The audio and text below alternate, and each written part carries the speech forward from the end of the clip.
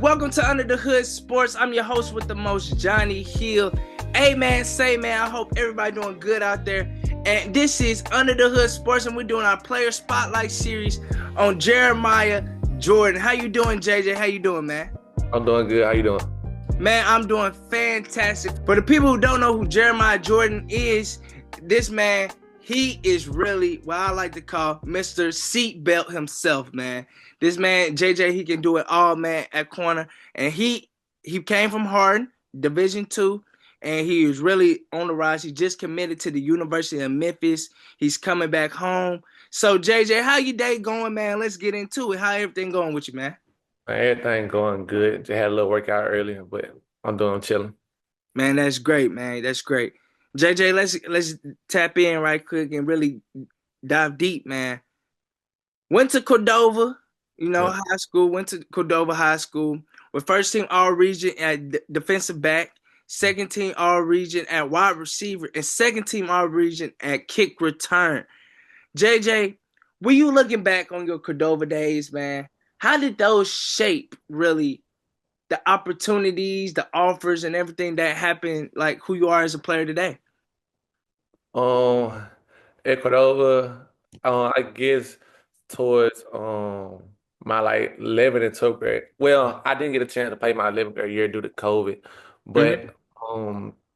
but just really like when I started off, I was a receiver. Yeah. When I growing up, I played offense and I played both ways, but I was focusing on offense. Going into my 10th grade year, like last three games, I ended up switching to DB. So when I started playing DB, I seen like I knew the build I had was a perfect for DB. I was probably like 6 foot 6'1". I'm like 6'2" now, so I probably like 6 foot 6'1" at the time. I probably like 180. So going in, I knew like I'll probably be a perfect size for DB. And then what kind of like switched that mindset of being I'll be a great DB was like on my 10th grade year, we didn't have a quarterback. Well, we didn't have a true quarterback. Our Yeah. coach's son played quarterback. He just stepped up and took that role. So once I started playing defense, I just realized I made plays like came in, made about like 5 tackles my first game. I was like, all right, this cool on the varsity level, 10th grade, making tackles. Then the next game, I had a pick, so I kind of knew I felt the Yeah. feel the DB, like I can go in and make plays. So at that point, I was an athlete. Kind of knew that I was gonna focus on DB because I was like, man, like I kind of knew like the potential was there. Like DB where the money at. So I was like, okay, I'm gonna switch to DB.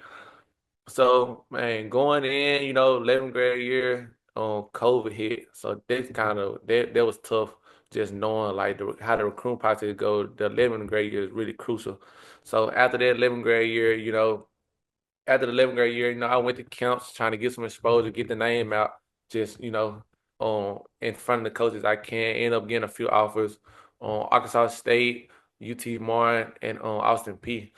And through that process, I was getting ready for the senior year.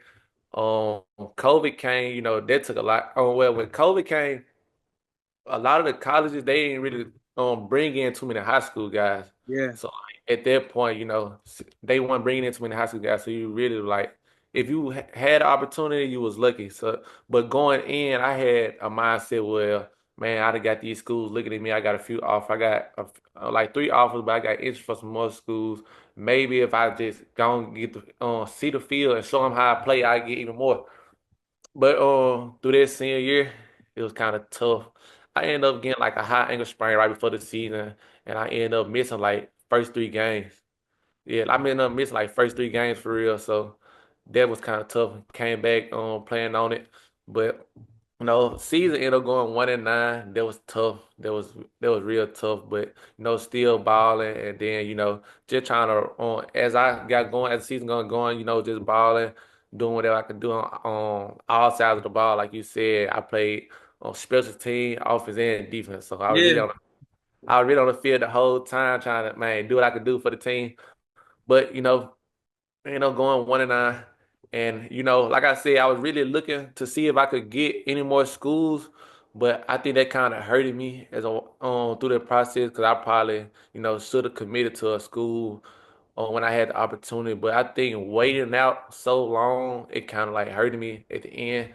Because by the time after the season ended and I tried to commit, I think the rosters that they was bringing in had filled up a little fast. So once the season ended, 1-9, that was tough.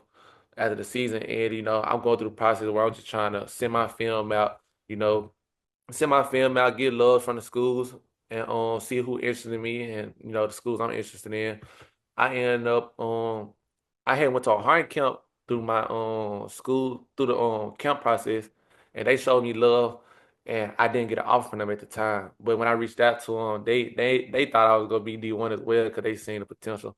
But when I reached out to them, told them I was still available, they loved me. They showed me love from the very beginning. Soon the first day I reached out to them, I remember like soon I even sent my film. They asked could I talk. I walked straight out of class just to talk to her. They ended up giving me the offer there talking to Central Missouri. So at the time, I think Arkansas State and Austin P. Ross had ended up was full. So them two offers was gone. I ended up having UT Martin, UT Martin, Harding, and Central Missouri. But man, Hart showed me love from the jump. Like they were very consistent.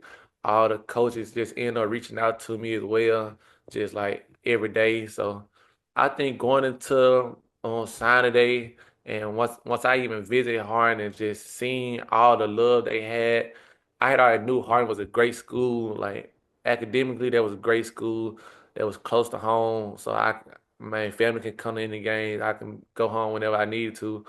Um, Great school academically. They've been having success on the field. They ain't lose. They only lose like 1 or 2 games in the year. I think they only had lost like probably like 7 games in the past 4 years. I don't know if this accurate or not, but like they were having winning seasons, so they was on the right direction, and there was kind of a Christian school, and I'm a man of faith, so I felt like there was a place where I could grow. So when I just got on the visit, felt all the love, it just in person, I feel like there was the right feel for me. So going into the sign today, I ended up choosing Harding to start my college career. Yeah, man. One thing about it, man, you've said a lot, but when looking at the COVID year, Yeah. not just you, JJ, a lot of high school guys were affected who Yeah. have D1 potential and D1 ability. But during the 2020 season, they went to a lot of transfer portal guys and Yeah. junior college guys. So Yeah. a lot of guys that have D1 potential, they want to go to the portal. And you can't Yeah. control that. And I respect what you did, really going where you was wanted. My first year enrolled in school, I redshirted. So I didn't play on the field. They ended up going 9-2. So, but my second year in was my Yeah, redshirt freshman year.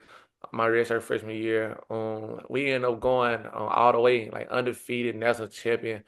Man, that year just felt like a movie, especially like yeah, I said, just like, the way my high school career went and then the way it ended, like going 1-9, that was tough. So like, just man, being around guys who my loyal guys that love their brothers, do whatever it takes to win, like like that whole season felt like a movie. It kind of felt unreal. Like it kind of felt unreal. Like, we dominated all throughout the season, ended up getting first round bye. Second round, we ended up playing. Second round, we ended up playing Central Missouri. When we played Central Missouri, like man, we was winning, had the game the whole time. They ended up getting a little momentum towards the end of the game, but we ended up winning that game off a blocked field goal, and that was man. just crazy because like our coaches always preached it was a game of inches. Like we always did what it take to win. It was never no hate. Like we always uplifted everybody through hard times. So never flinched. That was the mindset. Never flinched. Always have each other back. So like every kind of crucial moment there was, you know, we executed. And then going to the third round, playing Grand Valley, which was a great team.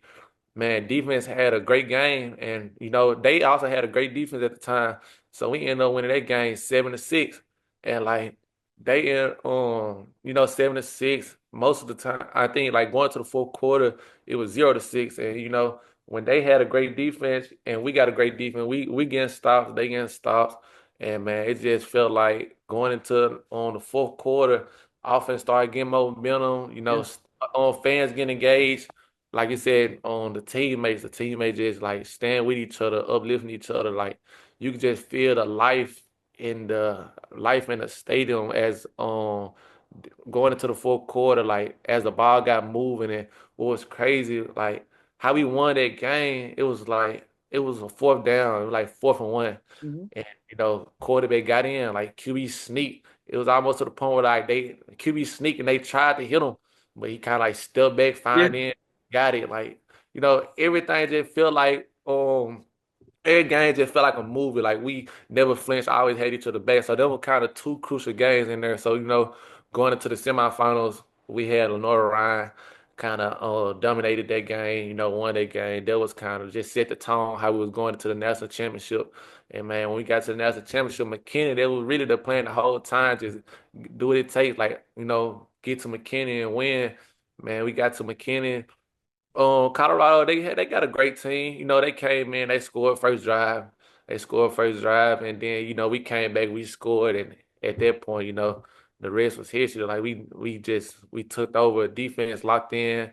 They were probably the most exciting game, but we came in, ended up dominating, like you said, 38-7.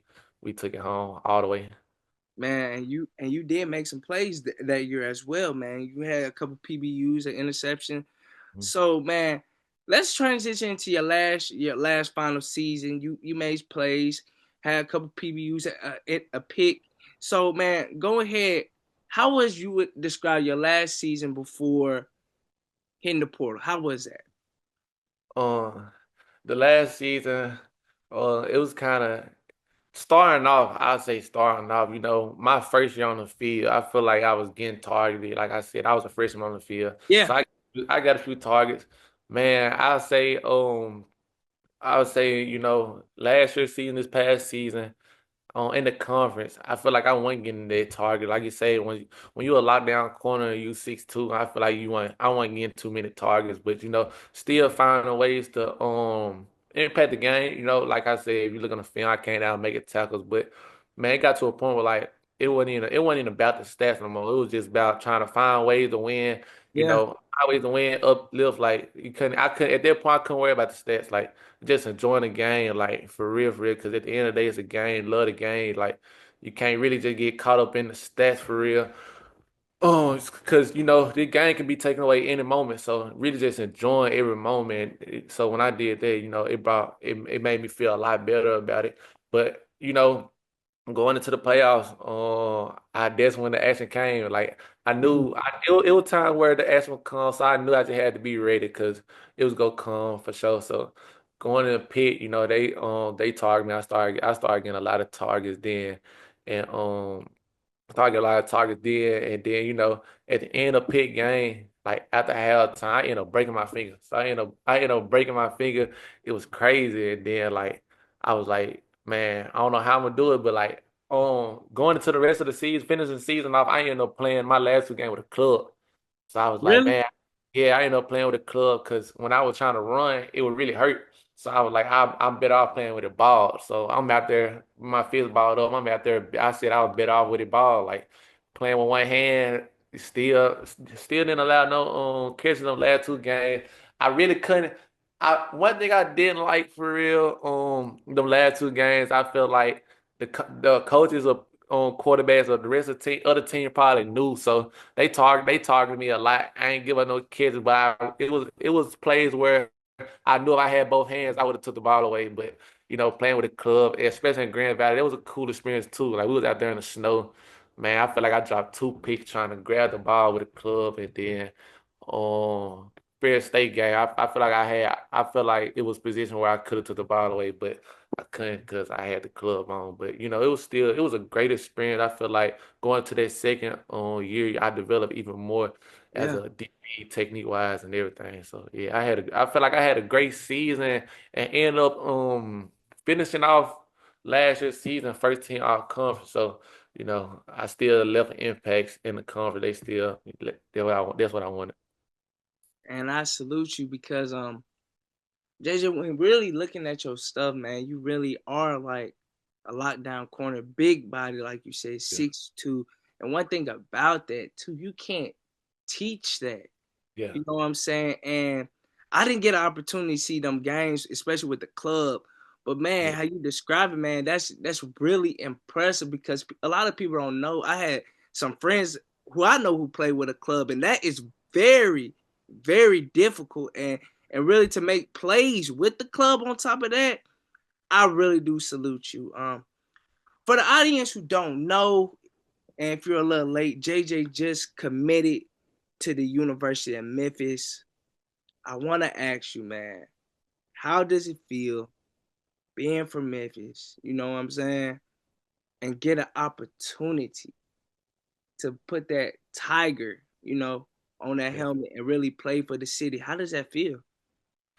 Man, it don't feel real, honestly. Like, cause like I said, like I tell my brother, I tell all the ones I love, like all the time, like, you know, of course the job not done, but like just knowing knowing my dreams of where I wanted to go, knowing I wanted to be D1, knowing I'm trying to get to the league, and man, the way what it took, like I said, like we how we started at the beginning of the journey and just like getting to this point, even coming back home, I felt at the community like I received a lot of love, and it was just like a lot of people see the grind and see the progress of the whole journey, and I just feel like it's just so unreal because like I told my brother for a lot of time, for a long time, and it's the same way now, but for a long time I was grinding so hard, like an underdog mindset, just trying to prove a point, just trying to get there. So it was getting to the point like even though I was getting a national championship, first team all conference, like I told my brother, it still felt like I didn't accomplish what I wanted, and it's still that way. I just think like man, just committing to Memphis, just man, being on a visit, seeing the Liberty Bowl, being at home, it just felt so unreal. Like it just felt unreal. Like it felt like that's when I realized, okay, I'm really living my dream. Like it's really like I'm taking the steps towards the dream. So it just felt unreal. But like I say, like coming from D2, how high school went, it's still that underdog mindset. So I'm gonna keep that. I'm gonna keep that for sure. Yeah, for sure. And that's one thing you can't teach is that chip on your shoulder because you play with a chip for sure. Like you play like you got something to prove. So tell the audience, tell everybody what type of player are they getting when you put that tiger on and you put that jersey on? And when I put the Tiger on, just a guy who just a guy you can count on, just whatever you need for real. Like that's what I told him because like if you see my play, like I'm a corner. I play corner for sure, but I'm more than a corner. I'm a DB. So like whatever you need, you can feel me. You got there. Like man, just depend on like I tell guys all the time, like especially like how every time I play, like whenever you need a play, I'm there. Like I'm the guy you can depend on when you're making a play. Just that dog, like never flinch. When it's a big time moment, you can trust me. So that's how I go about it. For sure, for sure. JJ, on Under the Hood Sports to wrap up all the shows, man. We love talking about goals because I feel if you don't have a goal, what are you doing? You know what I'm saying? What is your goal? What's your mindset? So JJ, if you can right quick, give me 3 quick goals you got for yourself. Man, goal I got for myself is, you know, like I say, what I'm doing right now, just living the dream. But the goal is to just really, right now, just get to the league, get to the NFL, get to the league, and man, really just man, success for family for real. Like when I feel like God really blessed me with the ability like to play football at a high level, and just got to take it for granted. Just don't never no never take it for granted. Use it up, use it all, and just man trying to get to the league, trying to like man put family in position like to be successful. I really want generational wealth for real. Just leave an impact for my kids. I want my one day I want my last name to hold weight. That's what I want the most. Just that for real. And another goal, I'm kind of business. I love business. Like I want to be an entrepreneur one day. Like a lot of people don't know I cut hair as well. So cut hair as well. I want to get into real estate. So I want to just once I'm done playing football, whenever it's time, and just open up business, open up business for myself, even family business. That's what they want to do. I want to get into the business industry and just, I guess, a last goal, like I said, like I love family, so I want to be a great father, have a lot of I want to say a big family, but I want to have a family of my own, just at least like 3 kids, be a successful dad, successful father. Man, that's real, JJ, and I salute you. And with that mindset that you have, the hunger you have, the humility that you have, there's nothing but success in line for you, dog. So this is JJ, man. Stay tuned to him, man, especially this year at the University of Memphis. He is a star on the rise, man. And this player spotlight series about him. And go follow him, show him love, and be on the lookout for him because this is truly a lockdown corner. I'm Johnny Hill, and we are out of here.